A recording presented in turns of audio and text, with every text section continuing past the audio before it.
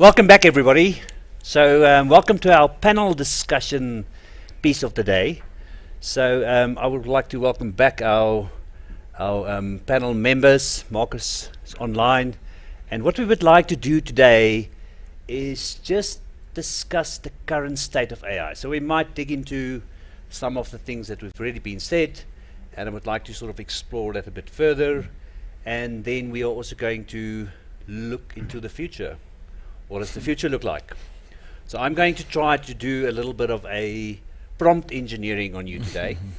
As you know, with ChatGPT, you can tell it to act like a teacher or a professor. So today, our panel discussion, I'm going to prompt engineer Markus, and today you're going to play the role of a regulator. So in our conversations, I would like you to wear your regulator hat. I'm going to prompt engineer Johan and say, Johan, you are an academic, you've got access to research, and you see the bigger picture. So I'm hoping you can shed some light on these topics from an academic perspective. And then Akiva, today you are going to be a fintech executive running a small startup. And what I would like you to do is wear that hat when looking at these questions. You really focus on making money, shareholder value, and it's quite busy. So you see this technology coming and you would like to make the best use of it. Markus, you're trying to balance this risk for society, but you also need to look at how do we progress, because if we're just managing all of the risks, we do stand to face that we're not going to make progress. So if we're looking at AI today, so first section is going to be around what AI looks like today. So I would like us to think as is today, and when we're talking about the future, I would like us to think 3 or 4 years into the future. So some say AI is like any other tool. Some say AI is like a pen or Microsoft Word. A pen doesn't wake up in the morning thinking, I'm going to be biased today. Microsoft Word doesn't wake up, I'm going to discriminate against you. Some say AI is unlike any other tool we've ever developed before. And it is influenced by the data, it is influenced by the beliefs of the creators, and some say, as you've mentioned earlier, it could be our last invention. So I would just like to give you a chance for a 20-second answer. Do you think AI is just another tool, or do you think this is our last invention? Johan, what is your view? It's just another tool, but it's our last tool. Thank you, Johan. Akiva? So yeah, I mean, AI is exceptional. It is a tool. That's the truth, and we do use it as that. But it has the ability to help us solve complex problems we've never been able to solve at this level, and that's how we got to start rethinking things. Yeah. Markus, what is your view? I would say it's a very powerful tool, but with great power comes great responsibility. So if we don't want it to be the last tool from the perspective that there isn't going to be any humanity around to experience any other tool, then we have to use it very, very carefully. Similar, like you use a chainsaw with protective gear. You don't use it in your swimming trunks necessarily, but yeah, it's powerful. Great, thank you. Yeah, so let me kick off by digging into what are we looking at from an AI perspective in today's world. So Johan, there's this explosive growth. They're talking about exponential growth in this technology, and humans are generally the slowest to catch up. What challenges do you see in us producing enough AI experts, and challenges that you see we face in making sure that AI makes good decisions? What is your view on some of those challenges? I think it's a great question. I think AI experts should be quite a wide concept. I think we need a multidisciplinary approach. We can't just have a lot of techies, a lot of machine learning engineers. We need people with a legal background, with human resources, organizational design background, leadership, ethics, philosophy, as I've already mentioned earlier, that should become call it again, the ecosystem of AI expertise. I think one of the problems is that it's still a technology that is greatly misunderstood, and that it's often not a collaborative effort, it is just the technologists. So I think that's one of the problems with producing, so a holistic production, if you would, of AI engineers. And just if you could remind me of the second part of the question. Yeah, I'm just thinking of what are the barriers to ensuring that we're making good AI decisions? We don't necessarily have enough regulation in place at this stage. What is preventing us from ensuring that the AI systems that we produce today produces good quality decisions? Look, again, like I alluded to earlier, because it's being outsourced to the technologists of the business or the organization, it is not a primarily leadership initiative, if you would. And I think it's often not a people-first approach. And like I've said, I would like to believe an organization can be both successful or profitable and ethical. And I think that's the balance we need to grapple with. But are we using these tools? Are we understanding it? And are we using it for the right things to achieve the right results? And the results should be human-centered, in my view, one way or another. Good, thank you, Johan.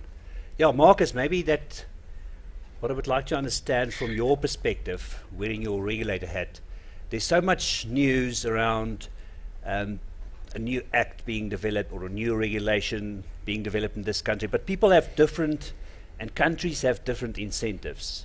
There's even cities in the United States who's got their own AI regulations with regards to monitoring, etc. But this is quite a disparate view, and everybody's got different incentives. So how do you think these different views and perspectives and incentives are impacting the evolution of AI today? I think in short, the answer is massively. And the problem isn't actually AI. The problem is a human incentivization problem. If you remove AI, I said this right at the beginning when Johan introduced me, humanity hasn't managed yet to agree with each other, certainly at nation state level. Until we get to that point where there will at least be a baseline alignment between certainly the big countries, but ultimately all nation states, then it will become very, very difficult.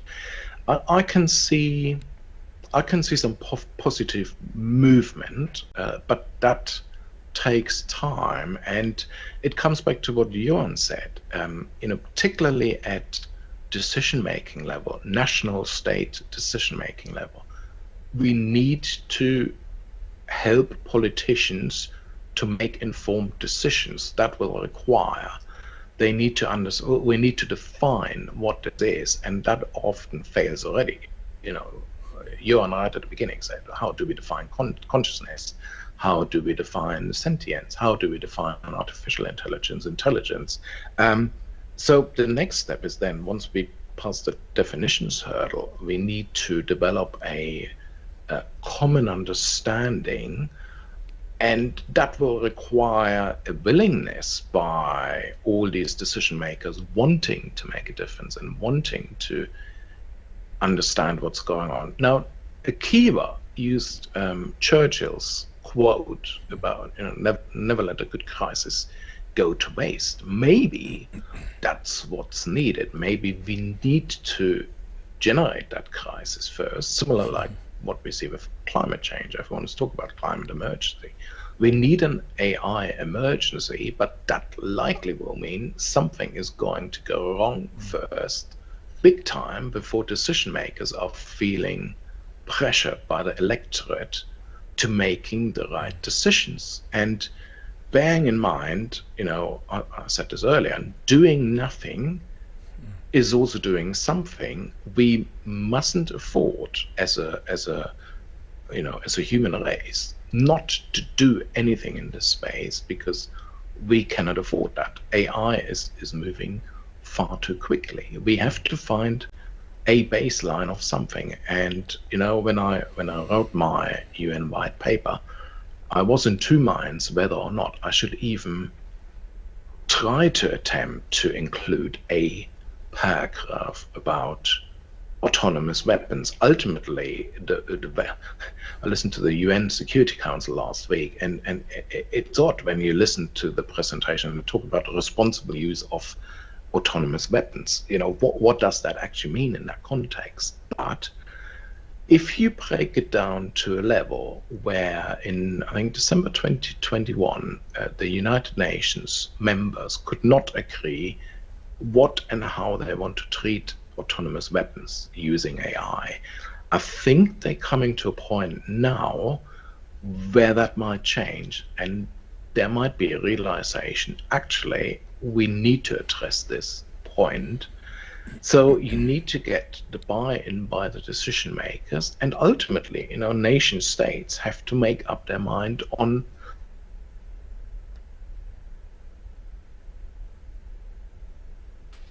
I think we have a bit of a technical delay glitch. there. I guess the regulator is gone, so Akiva, maybe Yeah. we can quickly speak around. See, this is how it goes, right? Middle of conversation, regulator, he's finished. Okay, good. Okay, now we can talk business. Right. So maybe Yeah. my question to you, to Akiva, is if you are this startup trying to make money, got this technology, is regulation currently, or the lack of regulation, currently standing in your way of moving forward? What is your sort of experience or your view on, should we have more? Is there already enough? Isn't there enough? So it's a loaded question, so I've got to be careful how I answer this. And Markus is offline. So Yeah, so Markus isn't here, so it's fine. But the rest of you are there. That's the problem. You report me He's back. back. There we go. Markus, we were just talking about you. Don't worry, it's fine. It's all resolved. We've kind of figured out I what think we're the going to AI didn't like me and cut me out. do. Yeah, look, we had that preset, but it's fine. Don't take it personally, So, I mean, I think just coming back to your question, from a it depends where we're talking about. I mean, my understanding is we've got listeners who are in South Africa, but listeners overseas as well. So, it's really going to be very dependent on the country you're in. A country like Singapore versus a country like South Africa, there's going to be very big differences. UK is a good example, just because I know that market quite well. And in the UK market, for example, the regulators, are, a lot of them are starting to come to the party as well. So in South Africa, also our regulators are coming to the party, but the challenge is legally, if you go to court, right? If something happens and you go to court, the courts, the legal systems are not necessarily where we are, right? So what's happened is those who are playing with emerging tech, it's gone, as we were talking about earlier, it's gone. People talk about exponential. The problem is most humans, we can't physically relate to exponential. Yeah. So it's a very abstract concept, but it's very real, right? So in other words, to say something that would take you 10 years, it'll take you from age 10 to 20 to grow up, right? If I said I can do that in 5 minutes, you look at me like that's super weird, right? And that's what's happening. So what's happened is suddenly we've got a whole lot of tech that's already working. The business world's already using it. The regulators are getting their heads around it. The legal system, it takes time. It's like universities, right? Try to get a university to change overnight. It's not a simple thing, right? So you got the change has happened already, and now the system and the regulators are trying to catch up to it. So what we've seen is probably the best way, and Markus and I were chatting about this as well, is kind of going, what's really neat is those who are doing AI are doing it, and they're doing it with the best knowledge they have with the way legislation is. Obviously, legislation can suddenly change, and you could be thrown in prison for doing something, right? And that's the worry that we might have, is we might do things which are edgy, but they're not. They're just where technology is at. It's like where the latest technology at. Just the legal system hasn't caught up. So the proposition, and Markus and I were chatting about this, is to go, I guess the vacuum that's needed is imagine if we could do what we call, like, for example, in design thinking, where you do have those diverse players coming together, where we could start having, well-intentioned conversations where we can go, hey, look, as a business, I don't want to be caught out with a regulator in 3 years' time. In fact, I'd rather partner with the regulator. So the real question, I think, is how do we actually bring the right people together? And remember, if you bring too many people or the wrong people together, you will get a bad outcome. So you got to be very careful of going, number one, who are the right people to bring into this conversation? Like, what's the problem we're trying to solve? If we bring in the right legal, the right regulator, the right compliance, etc., into conversation, firstly, do they understand, like what you were talking about earlier, do they understand this new language? And then how do we quickly get everyone up to speed in terms of that we're all speaking the same language? Like if we're all speaking 5 different languages, we're going to, number one, probably talk past each other. We're going to get super irritated. And like, I'm going to walk away going, oh, this person doesn't understand my business. They're just slowing me down. Markus, he's just trying to put regulations on me. And like, and then the reality is to go, if we don't do it together, you know, never mind you're saying look into the future, never mind looking 10 years into the future. I can tell you, go look at, you know, countries like Singapore or some of the countries where they're working together, and you'll see they are nailing it, right? So the real question you got to ask is, what happens if we, like I think Markus said earlier, if we don't do anything, right? What happens if we just sit back and go, okay, we'll kind of get to it. So what'll happen, I can tell you what'll happen. What'll happen is, from a competitive point of view, you'll lose, and you'll lose badly. So no one wants that, right? So it's like, how do we bring a sense of urgency, and then also bring the right people in? Because what I've seen is, if you bring, number one, too many people in, or you bring the wrong people in, and if you don't facilitate the conversation properly and make sure that there's the right language we're all talking, it'll just, it's terrible, right? But the converse is, if you do bring the right people in, and you start having the right conversations, and we all start getting switched on to the right conversation, the opportunity is phenomenal. And you'll think, oh, we've got to do this on a global level. No, you just one case at a time. You do it, and you do it well, and you show tremendous success there.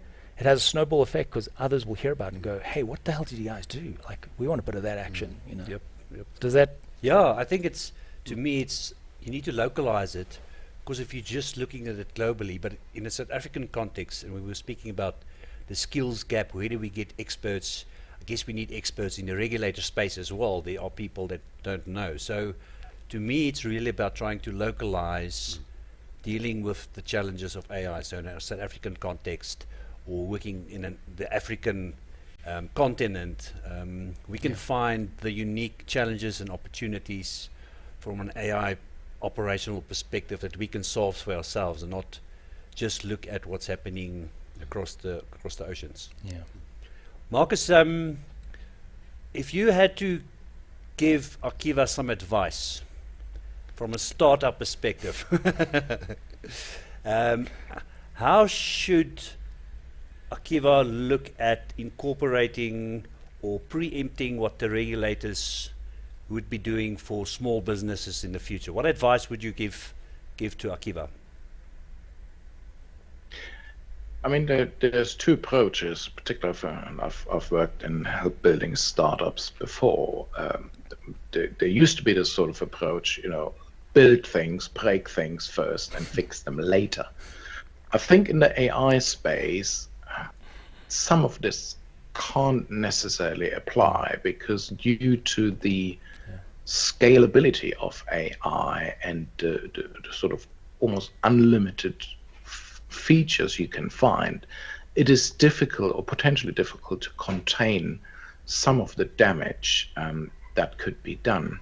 I mean, what's happening in the regulatory space, or there's certainly increasingly discussion about using or building digital sandboxes. And I know Google used to do this back in the days. They used to have their Google Labs, where they just, you know, it's a sandbox. They just come up with an idea, try, test it out in a sort of contained environment with an opportunity to switch it off. The same thing, you know, I do a little bit ethical hacking sometimes. You do that with virtual machines, where you set up your hacking lab in a virtual machine environment. If anything goes wrong, you can kill the whole thing. So you should remain in control, of course, and you should tread carefully in what you're building and implementing. At the same time, I think it is important to move fast, because if you don't move fast, then there's a good chance that your competitor will move faster than you, and you're sort of losing the first mover advantage out. So the challenge is really finding the right balance. That starts with the strategy, the business model, the team, and then also actively engaging, maybe at an early stage with the regulatory community, there's a good chance that you'll find the regulators are well behind the curve, but they might appreciate your sort of your initiative reaching out to them. And then finally, I think if you use some of the tools that are out there, including Hypacker, which I've got some really good responses and feedback as a thinking model, as a thinking framework for building out your startup and then later scale up operations, then I think you're in a good place. Do it mindful. We talk a lot in the personal behavior in life about mindfulness these days and doing things differently.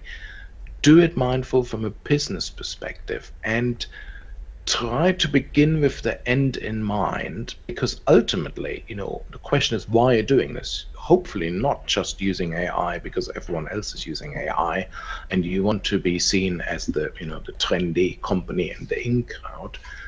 You have got, or your customers typically have got, a very specific problem or set of problems, and they can be addressed potentially with AI, but maybe also with something else. So if AI isn't the right fit for what you're trying to do, then don't shy away and be courageous enough to make the decision. Actually, we don't need AI for that. Do we? Yesterday, someone sent me a video they made up about their business, and they're using this avatar, which was actually, I can't remember what it was. A snowman. They used the snowman as an avatar, explaining what the business does, and the voice was generated with AI based on what they typed. And I said to them, "Look, I know you. Why are you doing this? You don't have to do that. Go outside. Find a nice scene, take a good quality camera, record an in-camera piece, 2 minutes, and explain what it is, what you're doing." It gives the personal touch. It helps with the human connection because their business relies on human connection, that trusted relationship. If you show me this video with this little tiny snowman, I'm not going to buy into your business. If you show me a video with you and your 25 years experience and the video shows that personality, then I'll sign the deal with you. It's very, very simple. We don't have to do everything AI. There are certain use cases where it's very valid and useful. There's others where there's better and simpler ways of doing it. I think it ties back to what Johan was saying earlier about just move the printer closer. But I guess there's also another side to it. If we're not going to experiment with AI, then we're not going to learn. We're not always going to find the best use case to start with AI. So maybe they shouldn't have moved the printer, and maybe they should have just tried to use AI to automate it. Because I do think we need to give people opportunity to experiment, even if it sounds silly like the snowman. But at least somebody is trying to build a snowman. I guess it's not going to upset the regulator. So how do you balance between just trying to find the right best use case? Because I also see in organizations they're trying to find these business value use cases, and we're going to evaluate these use cases, but where's the opportunity to experiment and learn and innovate and build little snowmans and automate my paper to the printer? What are your sort of views and thoughts on that, Johan? Look, it's a tricky one because you have to find that balance between setting your people free and also making sure you control the business. I mean, this whole chat GPT thing, if you would, large language models, and there's a myriad of these tools out there now, and most of them are free to some extent, although you are paying with your data. A lot of businesses that I'm working with at the moment is grappling with this. Is do we set our people free to use some of these tools? But it opens up a massive door especially for privacy and a security point of view. Or do we just outright block them? And one of the things I recommend is to have a look at what tools and why are people using those tools. Is it just to play around, or is it actually because the current tool set that they have is not as good as some of these new tools?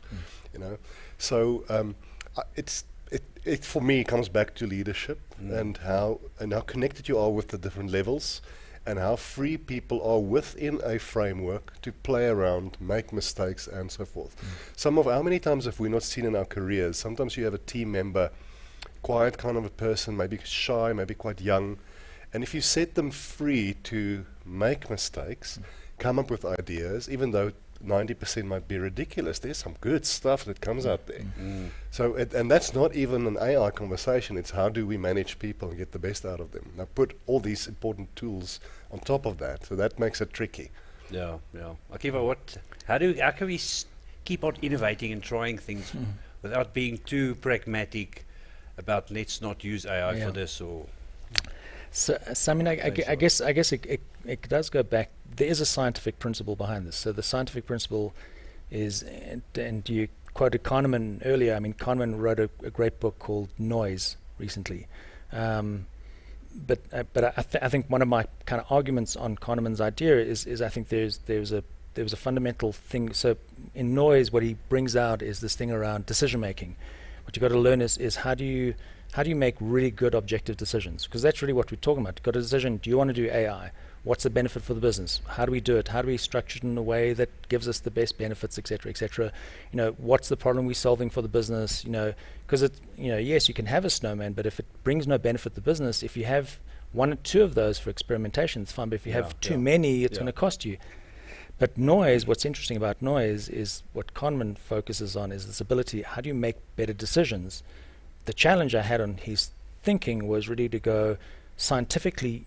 Noise is extremely important. Like he's talking about noise cancellation. How do you cancel out all the noise in your head?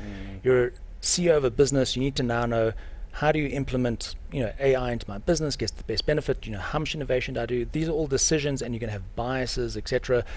But if you start with noise cancellation, which is Kahneman's idea, I think it's fundamentally flawed. Scientifically, it's flawed. Why? Because in science, you'll see in complexity theory, for example, you'll see that if you're going to explore, right, you need noise, right? And noise is that there's a lot of things going on. So you're going to go, let me look at the whole array of things, right? If you look at too much, right, if you're a business, you can lose a lot of money and can lose market share, etc. So you've got to allow the right amount of noise, which we'll call innovation. And then when you go into solution mode, you cannot have noise. Solution mode, you have to be super focused on project, delivery, timelines, costs, speed to market, etc. You need to do noise cancellation. So like the recommendation I'd have, and I guess it ties into what Markus was saying earlier about the sandbox. We've seen the sandbox idea really works. Today they've got fancy names for it. They call it like digital twin. I don't know if you've heard of that, right? So it was quite funny. Some, I won't say consultant, whatever it was, digital twins, talk to me about it. I'm like, we've been doing this for like 20 years now. In other words, you create a simulation of what the real thing is, and you can do it in ways where it's not that costly, right? So it's how do you kind of work out where you want to play? And sometimes the problem is if you get everything worked out beforehand, you haven't allowed noise, meaning that you haven't allowed innovation to step in. So you walk in and you'll have a whole lot of pre-assessed assumptions, which means that you actually haven't really seen the problem. So that picture I showed earlier of the problem, when you see the context and you've only got two pictures in mind, you can completely solve the wrong thing. So I guess my recommendation to anyone is work out how to see a bigger picture, and that allows for a bit of noise and and a bit of floundering around, but you got to be very careful how you structure that, and then immediately go, okay, now how do we practically take this forward? And then who needs to help us? I think the question we're all raising now is, I guess when it comes to big amounts of real data, it gets a bit more interesting because I can't just solve it with my engineering team. Like now, which regulators? So one of the questions I had to Markus, in fact, which was top of mind, and it comes up all the time, is this concept of let sleeping dogs lie, right? So in other words, I'm going to solve a business problem. If solved, we'll make the business a lot of money, right? Using, for example, AI. So what Markus is recommending, bring the regulator in earlier, which I agree with, and I think that is the right approach. But a lot of folks would counter-argue that and go, yeah, but hang on, let sleeping dogs lie, meaning I'm going to call Markus in, and if he doesn't get what we're doing, he could stop the whole thing. Whereby we could have gone ahead, we could have done things, it would have been compliant. Yes, there are unintended consequences, things that might come up in 2 years' time, but now I'm alerting Markus to it, and he can close my whole thing down. So like, how does one find that balance, like speed to market? Almost start cancelling that noise out too quickly. 100%. Keep in mind, Markus and the compliance world, that world is structured to slow things down and to think about everything. There's a lot of risk, and we've got to mitigate the risk, right? Business is structured to be, yes, we need to mitigate the risk, but there's a risk-reward model that you'll balance up, and sometimes you'll go, okay, we're going to go for it. Yes, I know there's a risk, but the reward is way bigger, right? So we're going to go for this opportunity. Markus might say, absolutely not. We'll go, yeah, but Markus, I'm going to lose my whole market. Yep. So it's like, how do we bring you in, Markus? How do we do this? So let me respond to that, as well as a couple of things that were being said. First of all, this comes back a little bit to the earlier question around decision making in a startup environment. There's typically two types of decisions you can make in a business. It's a decision that once it's being made, you can't, very unlikely, undo it. So these are fundamental decisions. Where do you place your business? What's your strategy? That kind of thing. That can change, but once you're sort of embedded in, it's very difficult to move away from it. Then there's another type of decisions where you can undo it rather quickly. Now, my recommendation would be that the second type decisions that you can undo rather quickly, go for it. Do it. If you think it's the right thing to do it, because you can undo it later down the line. So it's almost a beta test of a strategy, a business model, a technology, and then implement it if you feel comfortable, or do something else. That's the first one. Then the second one, you mentioned digital twins, Akiva, and that's interesting because I work with a couple of companies. Well, first of all, I use my drones and my AI not just for the purpose of flying. I use it to collect aerial data, then build digital geospatial twins. And if you go on TEDx, you can find a TEDx talk from me, which explains that process a little bit. But then I use AI also to analyze that aerial data and these geospatial models, these digital twins of natural environments. And I'm also working with a organization, a US-based organization, but globally active, called the Scubaverse, which is focusing on the protection of coral reefs and mangrove forests and marine coastal environments. And they want to adopt my sort of unique workflow by using these autonomous drones to collecting aerial data, building digital twins in a gamified environment, and then allow citizen scientists, users, gamers of this game, and academia to get together to come up with simulations of solutions to these big climate change related problems. Now, that made me realize something you just said. You don't necessarily just go to a regulator with an opinion and say, this is what we're going to do, this is how we think it'll work, and that is it. These days, regulation will look for evidence-based decisions, and that means what you should do is, before you go to a regulator, you should get your ducks in a row, meaning you should, for instance, build your digital twin, build different scenarios, game it out almost like a war game, strategy game, play it out, develop your, in banking we call it a scenario analysis, develop your different scenarios, attach probabilities to that, likelihood, impact, all this kind of risk type analysis. And once you've done that, and you talk to the regulators will actually find it quite difficult to just shut you down on the basis of their view is different to yours, because you've got hard factual evidence to support your view, and the regulators might actually like what you're doing and might learn from you, and by doing that you might be influencing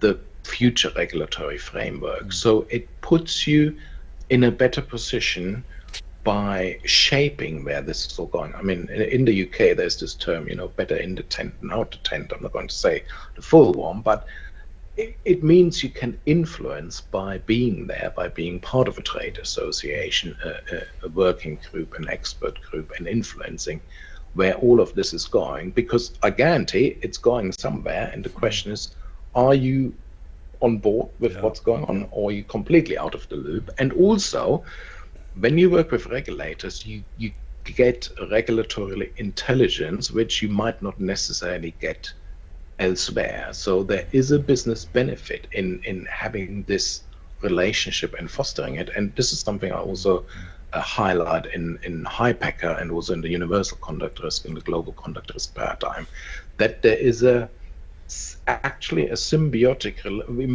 as a business you might not see it like that, but there is actually a symbiotic relationship working with your regulators, and the regulators, in an ideal world, you should almost see them as a strategic business partner who enable you to do the business rather than the old-fashioned, risk manager compliance guy, guy who comes along and says, nope, you're not going to do that, you're not going in the market. I don't think that works and gels anymore these days. Regulators have a much more nuanced approach, similar to risk manager, I guess. I certainly have that approach when I deal with risk issues. So I think there's a recognition that both are feeding each other, and hence we can't cut each other's arms off. Otherwise, that's it's a pointless exercise, really. Great, thank you. Yes, go. I think you just triggered something, I think, which is such an important point. Is, I guess, the key takeaway there is to go, so what if, because of the market changes and things have changed, and what we spoke about earlier, as humans, we really struggle to change, right? Yeah. So kind of when I was listening to you now, Markus, really what I'm hearing is, so the market has changed, right? There's a new market now where the old way of a regulator just ticking boxes or seen as the person who just ticks boxes is no longer works. Like that business model doesn't work, right? But there's a new model now which is much more important for everyone, for all of us, right? Where the regulator's not just there as a risk tick box person, but rather as a partner with the private sector. But that means there needs to be a fundamental change of how both parties, both private sector and the regulators, of how we work together. Yeah. That when we come into a room, it's no longer us and them, right? It's like, now how do we benefit together? And that shift of mindset of going, this is not about, oh man, I've got to tick these boxes, and if I get you off my back, I can move on. It's about, actually, hang on, if we can create something together, it has a massive societal impact, which is also good for my business. So it's almost like, profit for purpose is like one of the classic things they talk about, whatever. But it's more than that. It's kind of going, we're not talking just profit for business, saying how do we start doing things together where the right people in the room, but it requires, listen to now, Markus, a fundamental shift of how regulators are educated, right? So, a regulator can't just be educated to be a risk person, like on all the risk models and what are all the various scenarios we can do. And because then if I'm talking to that kind of regulator, I'm going to go now, I'm going to do all my risk analysis and my pre-mortems, and I'll give them my full list, but I haven't necessarily partnered with them. Yeah, and I guess there's an opportunity in South Africa to try to start creating that sort of framework to work together from a business and a regulator perspective.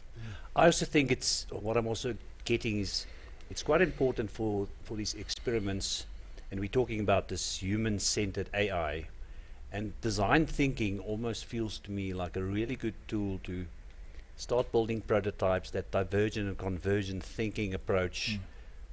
So that might be like a new lease of life for design thinking is in this AI space, because we do need to look at it from the customer's perspective.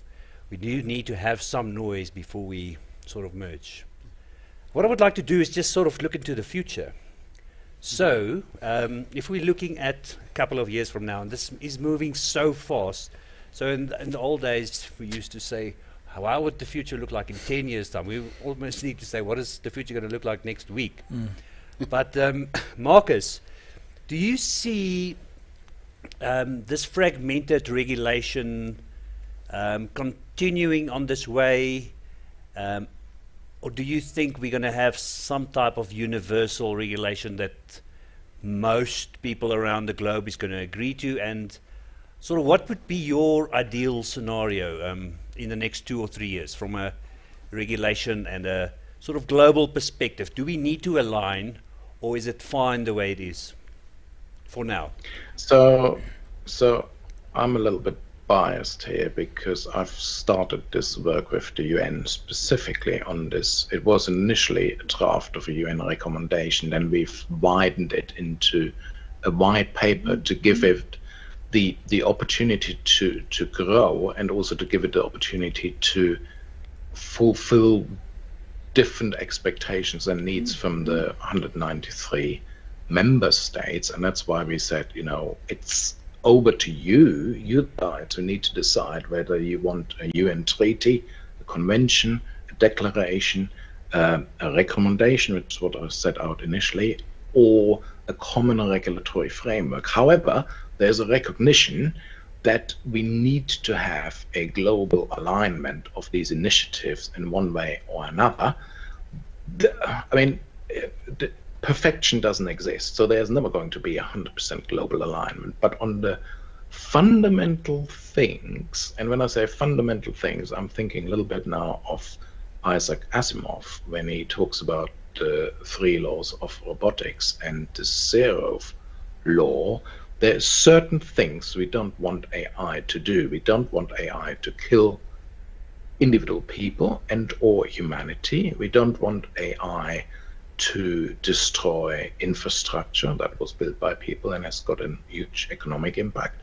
We don't want AI to destroy other AI, and we want to see AI being used to furthering human objectives, so this human AI centeredness.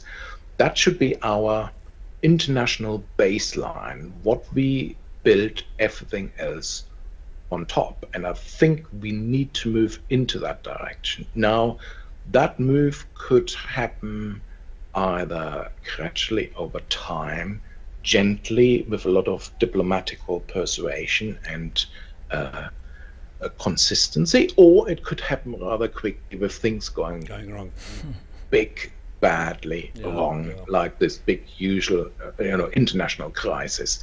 So again, I'm back to my scenario analysis. I know what my baseline would look like. The ideal world doesn't exist, so you might as well forget that. And then how do we get to that baseline without too many fatalities and damage limitation along the way? I don't know, but we cannot, as global community, doing nothing to me is also doing something. So we cannot afford to do nothing. By the way, I just wanted to mention this interview with Mo Gaddad.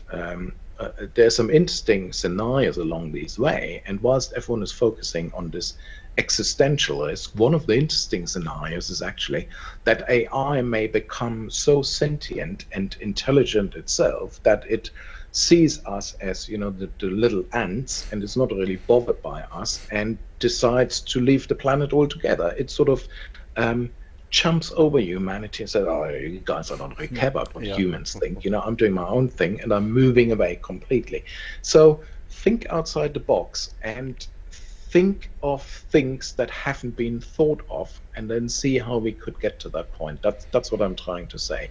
The old world, in a way, certainly old regulatory regime or regimes, is dead. There is a recognition in the regulatory community. The question is now, how do we make it more dynamic, more aligned, more consistent, more flexible also from the approach to address the challenges of today's society? And that takes a lot of, it takes human change. And as Akiva said, the challenge is not the AI. The challenge is human perceptions and human attitudes. How do you change them so they apply to a much more modern world? And that is a continuous challenge, continuous education, continuous improvement, and we just have to keep doing these things. So thank you for Flame Station for putting this event on, and hopefully there's going to be similar ones in the future, because we very badly need this discussion at a global scale.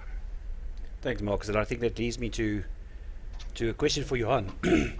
The regulator is really trying to protect society as a whole at a bigger scale, but people are saying AI is either going to take us to a utopian world or a dystopian world. So I guess the regulator is trying to protect us from not going to a dystopian world, and maybe Akiva with his businesses is just pushing out this technology who's going to drive us towards a dystopian world. Where do you see the balance, or what do you see happening in 2 years? Do you think we're going to go a utopian world or dystopian? So no one knows. They say a futurist, and that's definitely not me, but is a blind man in a dark room looking for a black cat that's not there. I think we should look at human nature. One of the best books I ever read, and it was maybe 20 or so years ago, is called, I can't remember, the subtitle was called A Moral History of the 20th Century by Jonathan Glover. And I often say that that's in a way where I lost my virginity when it came to the way I see the world, because I grew up in a very idealistic kind of way of seeing the world. And he writes about how decisions were made, especially in the Second World War, and like the bombing of Hiroshima and Nagasaki, and where we no longer live in the world where I have to look you in the eyes with my spear to kill you. I can sit 10,000 miles away and press a button and then have my tea. And that book swayed me. So I'm not saying I'm a pessimist, hopefully a bit more realistic. I think we're going to screw this up. We're already screwing it up. The potential for good is absolutely there. If we think of healthcare and education, if we think of economic equality and so forth. But we've given this naughty child called humanity, who never learns their lesson through millennia, learn a little bit, Powerful tool. a fire can really burn everything down. That's why I think, and I don't think we'll see it in our lifetimes. I think in our children or their children lifetimes, we will see it. We will see colonialism, digital colonialism, especially I think from China. And I think we will, total loss of privacy. And we will, I think, go into this world that 1984 speaks about. So I think that all the potential is there for good, but I think just the history of humanity and the way we are from a selfishness point of view, we are going to screw this up, and it will destroy us. And that's why I'm not paid for these kind of talks, because no one wants to hear the story. My view. So you gave the pre-mortem. That was the pre-mortem. Yeah. Okay, But there will be a mortem. Worst case scenario, we're all going to be dead. Akiva, I was going to ask you, seeing this future that Markus and Johan sort of presents, what advice would you give? But I guess based on Johan's answer, no advice is going to help. Yeah, well, I guess that there's a great line. I think his name's Gibson. He said the future is already here, it's just unevenly distributed, right? Yeah.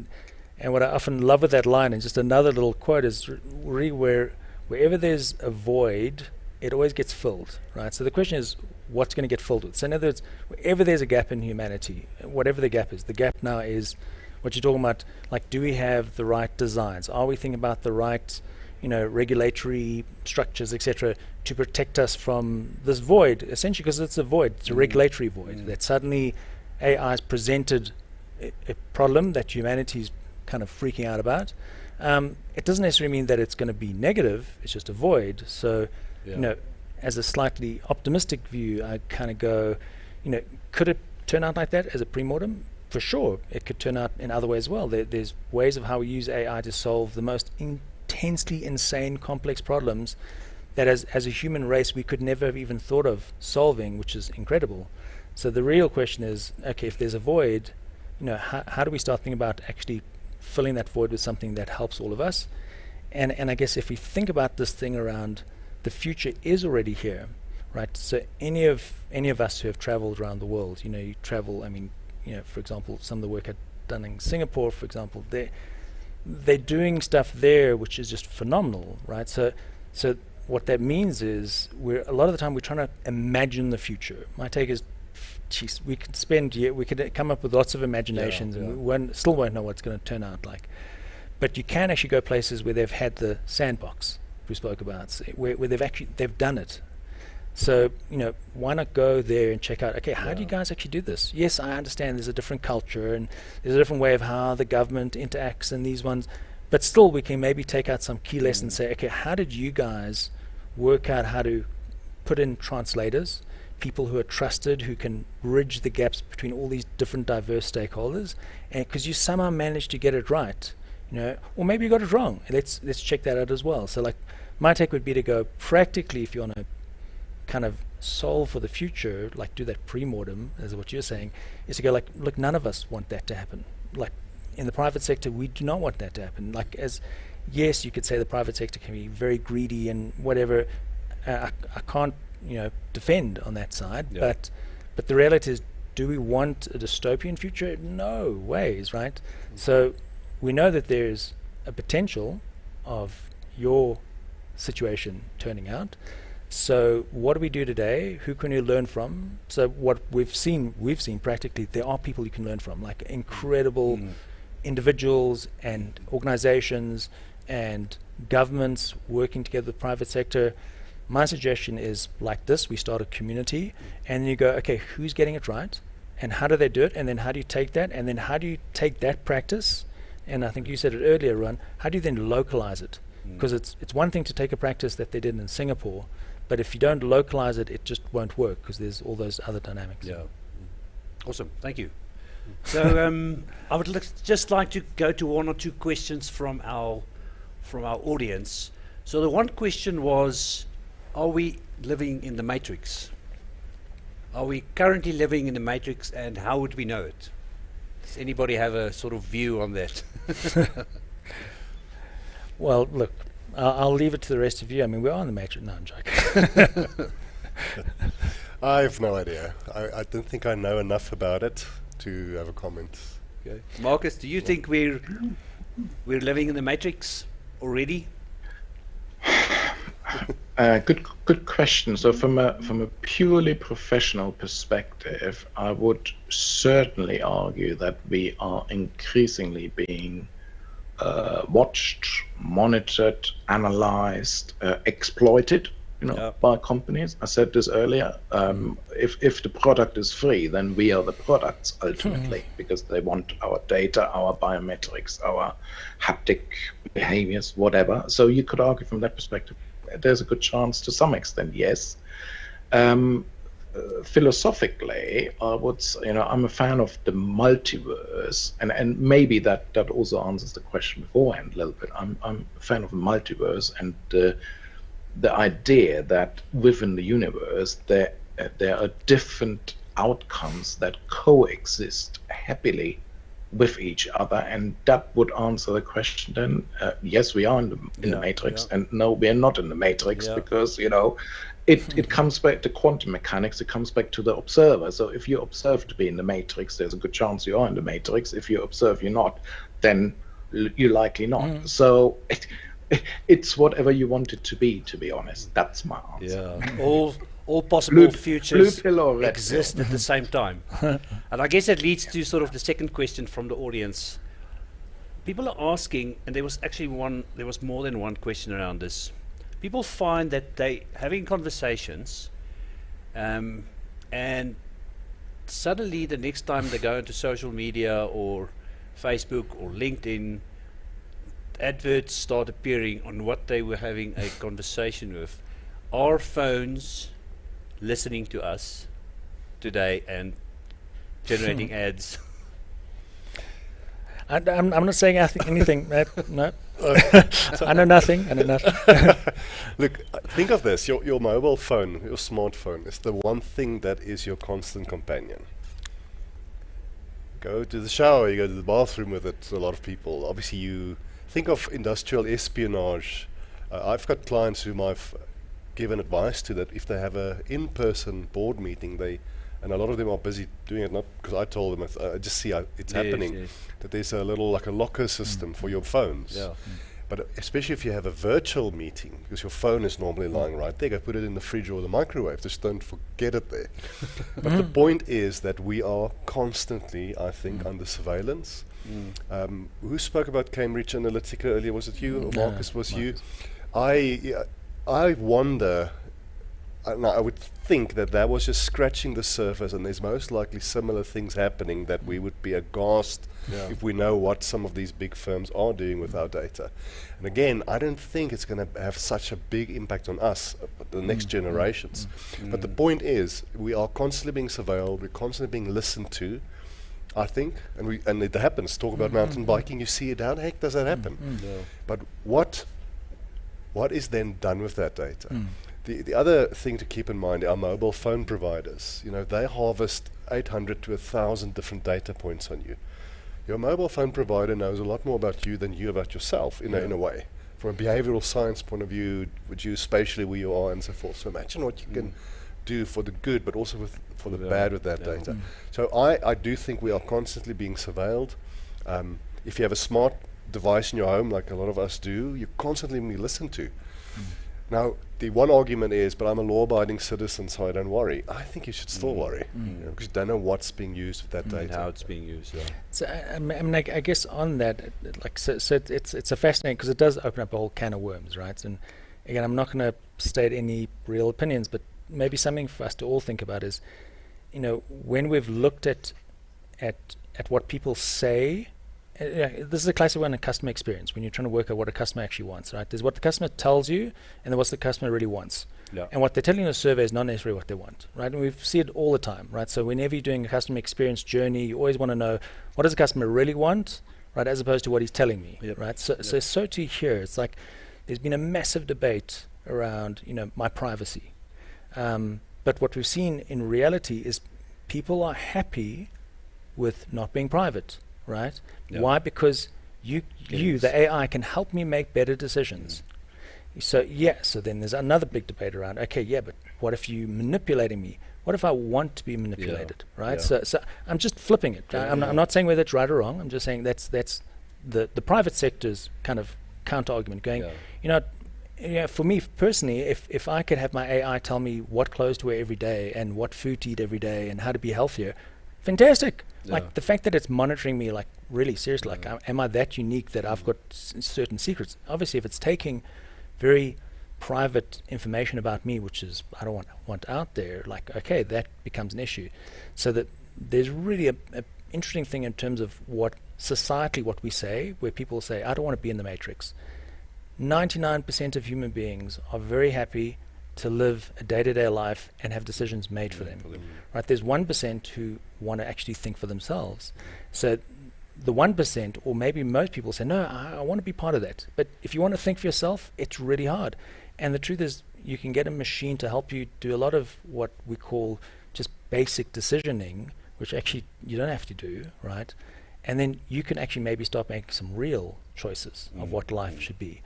So again, like sometimes we can get into solving the wrong problem. We get all worked up going, the privacy thing, whatever, and we get all freaked out. Meanwhile, like, but who cares about your privacy if you've never made a free choice decision in your entire life, right? So like, again, I'm not saying it's right or wrong, just flipping the argument to say there is another view of going, there are those out there who are going, what AI can do for all of us is fundamentally put all of us in a position where, what if I could take 70% of your work away, that you don't have to work, right? You could still have income, don't have to work. What would you do now? That's a pretty scary decision for a lot of human beings, but it's a cool one. Some people would just do as much as they're doing today. Yeah, YOLO, I think suicide rates will go up massively. Yeah, well, no. So what's amazing is that there's like that replica I showed you, but there's some positive things in replica, right, which have really come out now, where they're using the AI to become a psychological companion. Right now, that is phenomenal. Like the things you can do now, which where there are millions of people who can't afford the best therapist. Scale and the cost. Yeah, so now I can take the best therapies, feed it into a machine, show them how the best therapies in the world work. I can get millions of the best therapists in the world to then feed in how they give. The machine will learn and probably be able to replicate the best therapists in the world even better than them. Now imagine what that does to the psychology of a human population who maybe doesn't understand who they are.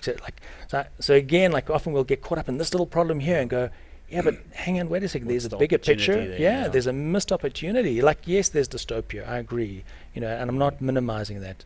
But there's another, as Markus said, there's another universe which is insane, which is just incredible. And there are a lot of us who are into that universe who are going, we're going to have a world which is incredible, where people live way longer, where people are able to do things that they can never imagine they could possibly do, where people can have insights about themselves and their body that we never had before. Like, there's that universe. So like, my take is, which one do you want to be in? I think it's sober. I think it's really, really exciting and scary at the same time. I think unfortunately we've come to the end of our discussion for today, and hopefully we're going to be doing this a lot more often, because I think there's so much more to discuss and there's so many people out there, I guess, who can participate in these conversations. So, Akiva, I would like to thank you, Johan, Markus, for joining us today, and we hope to be chatting soon. I'm going to hand it back to Oscar. So, thank you very much for listening, and thanks for your questions. Thank you for having me.